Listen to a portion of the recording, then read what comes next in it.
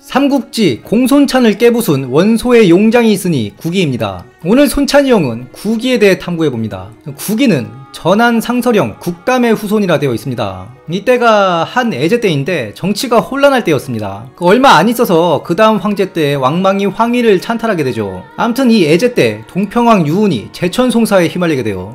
그 유명한 호산 입석이라는 사건인데, 기원전 3년 동평 땅에서 이상한 일들이 일어났다. 무염현에서 흙이 풀을 덮는 현상이 발생했다. 이건 해석하기에 따라서 나라가 거꾸로 뒤집힌다는 뜻이에요. 그리고 호산에 높이가 9척이 넘는 바위가 갑자기 생겨났다. 심지어 이 바위가 이동을 했다. 참고로 이 바위가 지금도 있는 걸로 알고 있습니다. 이에 동평왕 유훈이 이거 심상치 않다. 하늘이 노한 것이다. 궁에 흙을 쌓아 호산의 모양으로 만들고 제사를 지냅니다. 당시 하늘에 제사를 지내는 제천의식은 오직 천자만이 할 수 있는 권리이자 의무였습니다. 당연히 참언을 받아요. 애제가 노해서 처벌하려고 합니다. 이때 몇몇 신하들이 참언만 믿고 처벌하면 안 됩니다. 상소를 올리니 애제가 더 놓아요. 니들도 방주범들이다 하면서 다 폐서인시켜버려요. 동평왕 유훈은 아니 나는 나라를 위해서 제사를 지낸 것뿐이다. 사실 제후왕들이 일신의 안녕과 무운을 비는 정도로 제천의식을 하는 경우가 있었습니다. 다만 이게 정치적으로 안 좋게 엮이면 모반죄가 되는 거예요.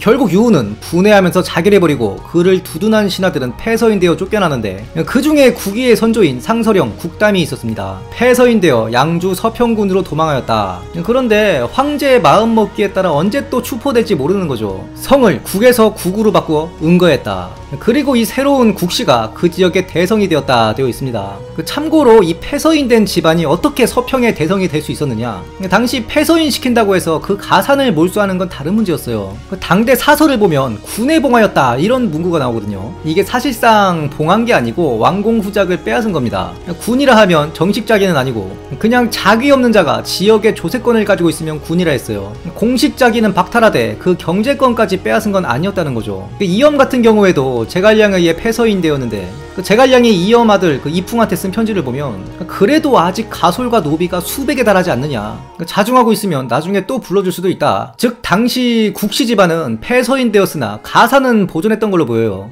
그래서 그 자본을 바탕으로 대에 걸쳐 다시 가문을 일으킨 겁니다. 국위는 양주에서 강족 전술을 터득하니 특히 기병 전술일 겁니다. 그의 부곡들은 모두 정예였다. 이게 나중에 언급할 국위가 숙청당하는 요인의 중요한 힌트가 돼요.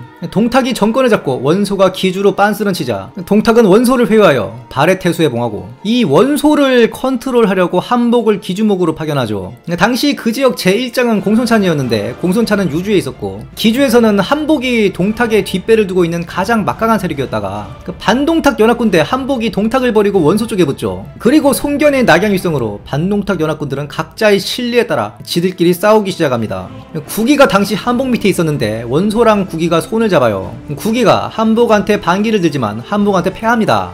국위가 자체 부곡, 즉 강족 전술을 연마한 사병을 데리고 있었으니 사실상 한복하고도 주종 관계보다는 용병 비슷한 관계라고 볼 수 있어요. 비슷한 관계가 처음에 원소가 여포와 그 기병들을 용병으로 두었습니다. 근데 여포가 원소 땅에서 약탈을 자행하는 거죠. 그래서 원소가 여포를 암살하려고 장사 30여 명을 보내요. 이에 여포가 잠깐 기다리라 하고 안에 있는 척하면서 내빼는 거죠. 그리고 여포와 장패의 관계도 비슷한 관계였습니다. 국위의 모반이 실패로 돌아가니 공손찬과 원소가 손을 잡고 한복을 협박하게 되는 겁니다. 사실상 이때 한복이 원소랑 1대1로는 해볼만하다 생각했을 거예요. 그런데 유주의 공손찬까지 자기를 압박하는 데다가 괜찮은 정예의 용병이었던 국위도 떨어져 나간 겁니다. 이에 한복은 원소한테 기주목 자리를 넘기게 돼요. 어부라가 배신하여 장량을 납치하자 원소가 국위에게 토벌을 명했다. 납치라고 하는데 사실상 납치로 보이진 않습니다. 장량도 당시 수천의 병력을 가지고 있던 인물이었고, 무슨 군벌장을 납치해가지고 어부라가 계속 데리고 다니고 이게 말이 안 돼요. 장량은 심지어 나중에 헌재 몽진에도 역할을 하고, 납치당했다는 군벌장이 나중에 대사마에 오르죠. 참고로 어부라가 남흉노 선우죠. 흉노에는 북흉노와 남흉노가 있어요. 무제의 흉노 정벌 사업에서 흉노가 분열되는데 끝까지 맞선 애들은 저 멀리 몽골 초원 쪽으로 도망가니 얘들이 북흉노고, 항복해서 만리장성 이남에 살던 흉노들이 있으니 얘들이 남흉노예요. 북흉노는 끝까지 중원과 맞섰다고 하면 남흉노는 중원의 정치적 상황에 따라 여기 붙었다 모반했다 하는 거거든요. 장량이 상당히 우유부단한 리더였습니다. 있습니다. 그 헌재의 신병을 확보하는 과정에서도 어부라랑 정치적 노선을 같이 하거든요.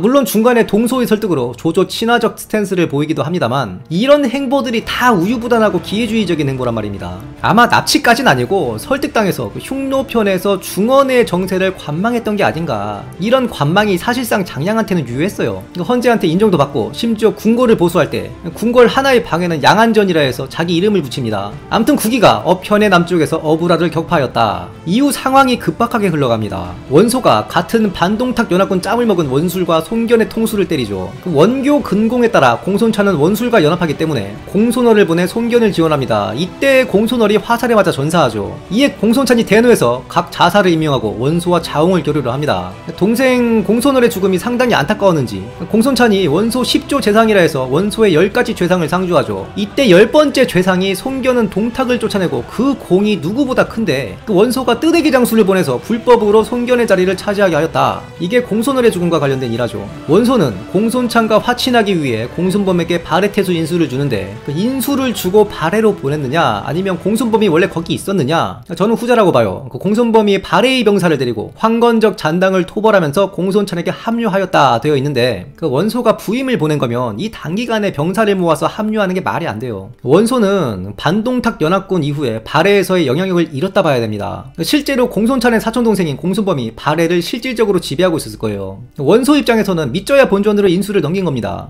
그러니 공손범이 그 인수 따위의 매력을 느낄 리가 없죠. 이렇게 발생하는 게 바로 그 개교 전투입니다. 공손찬은 보병 2만에 좌우익 각 기병 5천씩 총 3만으로 대치하였다. 원소가 항상 자랑하던 게 강노병이었죠. 후미에 강노병을 숨기고 정예 800을 앞세웠다. 이 정예 800이 구기의 정병으로 보입니다. 구기가 강족의 전술에 능했다 되어 있는데 전술의 뜻이 기병 전술일 것이고 그 흉노 어브라의 부대도 손쉽게 격파한 바가 있죠. 즉 기병 전술에 대한 이해도가 높았던 거예요. 공손찬이 보고는 적의 병력이 적다 하여 개돌 명령을 내렸다. 이때가 전형적인 공손찬의 돌기병 전술입니다. 기병을 출동시켜 적의 진영을 무너뜨리도록 하였다. 구기의 800병사가 방패 뒤에 숨어있다가 공손찬의 기병대가 가까이 오자 그 일거에 점프를 뛰어서 기수들을 사살하는 동시에 그 뒤에 강노군들이 활을 쏴대니 공손찬군이 모랄빵 났다. 이에 추격하니 공손찬군이 큰 피해를 입고 구기는 기주자사 엄강을 베었다. 그리고 계속 추격을 하는데 이때 유명한 그 원소의 투구투척이라죠. 원소가 소수병사들과 쉬고 있는데 공손찬군의 2000기병대가 기습했다. 이때 전풍이 몸을 피하라 하죠.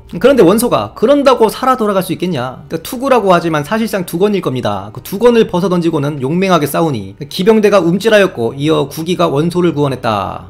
두건을 벗은 이유는 자신이 원소임을 감추기 위한 행위였고 실제로 원소임을 못 알아보고 그냥 퇴각한 게 맞다고 보입니다. 비슷한 사례가 장판파의 장비 같은 경우에도 유비를 잡아야 되니까 시간 끌 수 없으니 그냥 버린 거예요. 저기 매복도 있는 것 같고 이상하다, 다른 길 찾아보자. 이때도 마찬가지입니다. 원소인 걸 알았으면 우선 포위를 했겠죠. 그냥 지나가는 이탈병이나 일개 사마가 이끄는 별부 정도로 보다가 활을 막 쏴대니 영양가 없다 하고 그냥 간 거예요. 이때 원소랑 일면식이 있거나 알아봤을 만한 무장이 기병대에 있었으면 역사가 많이 달라졌을 수 있습니다. 자, 그리고 공손찬이 역경에 짱박혀서 우주방어하는 건데 이때 구기가 패하고 얼마 안 있어 숙청당해요. 구기가 공을 믿고 불법을 저지르니 원소가 불러 참하고 그 병사를 흡수하였다. 갑자기 뜬금없이 역사 뒤편으로 사라진 건데 그 이유가 무엇이냐? 첫째로 초반부에 언급한 구기는 자신의 자체 부곡을 거느리고 있었습니다. 원소의 부장이 아니었단 뜻이에요. 이건 마치 전술한 여포와 장패의 관계와도 같은 겁니다. 장패는 여포의 부하가 아니었어요. 협력의 관계에 가까웠습니다.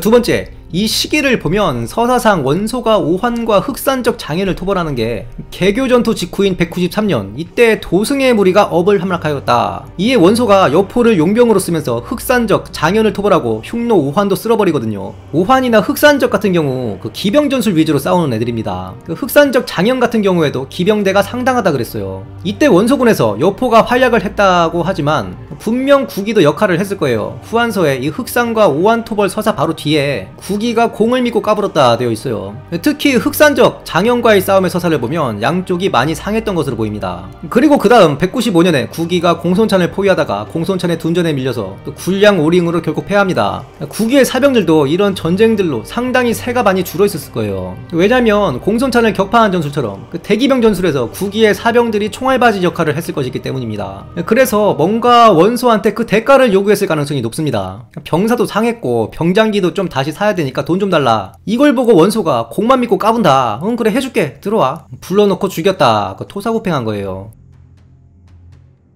오늘도 평화로운 역경로에서 오침 중인 손찬이 형을 조은이 깨우며 이르기를 자자 오침 그만하고 구기의 통무지정면을 눈에 보시오. 이에 손찬이 형이 침낭 속에서 기어나와 답하기를 구기는 강족들이 즐겨 사용하는 전술을 마스터하여 특히 대기병 전술에서 그 능력을 10분 발휘하였어. 800명의 소수로 후방의 강로부대 지원을 받아 당대 최강부대를 할 수 있었던 공손찬의 기병대를 박살냈으니 그의 대기병 전술은 가히 신의 영역에 있다 볼 수 있어. 아마 그가 과거 한복의 기주관병들에게 패한 것도 강로군 등 지원을 받지 못한 상태에서 병사 수가 적어서였을 것이요. 다만 그가 대병을 이끌어본 경험은 없으므로 그가 얼마나 많은 대병까지 통솔할 능력을 가지고 있는지는 확인이 어렵소. 이에 통솔은 90 정도면 적당하다고. 그렇다면 무력은 어떻소? 9기의 사병 규모는 크지 않았던 것으로 보여. 그가 원소군에 있으면서 맡은 역할은 소규모 정예병력의 선봉이었던 것으로 추측되어 이에 그의 개인의 용맹이 따라주지 않았다면 그는 일찍이 전사했을 것이요. 더욱이 공손찬을 추격하여 아문기를 뽑았다고 되어 있어. 아문기는 대장기로서 이는 가장 최전방에서 개돌쳤다는 뜻이요. 일단 아문기를 뽑은 서사가 있는 장수들은 기본적으로 90은 줘야 하오. 이런 점들을 종합해볼 때 무력은 93은 줘야 합당하다고. 그렇다면 지력은 어떻소?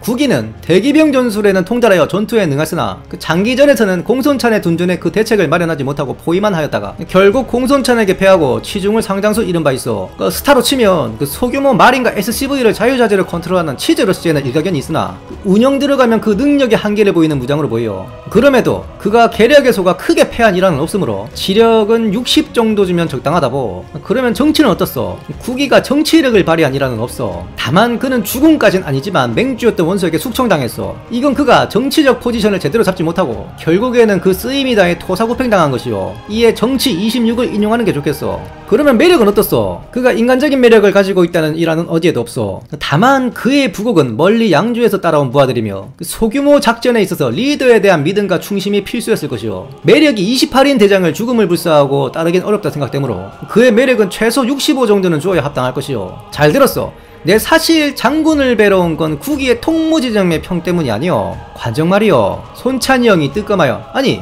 관후에게 무슨 일이 있어? 내 그자의 면상을 허수에게 찍어 보낸 바가 있어. 그 자장 선생께서 관상을 보고 회신하니 그자의 이마가 마치 영혼석이 박혀있는 듯하여 디아블로의 상이라 하였어. 상당히 불길하오. 이에 손찬이 형은 속으로 역시 좋은 이로다. 낌새를 눈치채고 견제를 시작하였구나 하면서도 겉으로는 관상에 의존하여 인평을 하는 것은 백성들의 어리석은 미신으로 아름다운 풍속이 아니며 교화되어야 마땅하오 라고 말하며 급히 침낭에 들어가 다시 오침을 청하였다. 지금까지 원소에게 적당히 쓰이다가 토사구팽당한 9기에 대해 탐구해보았습니다. 영상이 유익하셨다면 구독, 좋아요, 알림 설정 부탁드리며 다음 시간에도 풍성한 내용으로 찾아뵙겠습니다.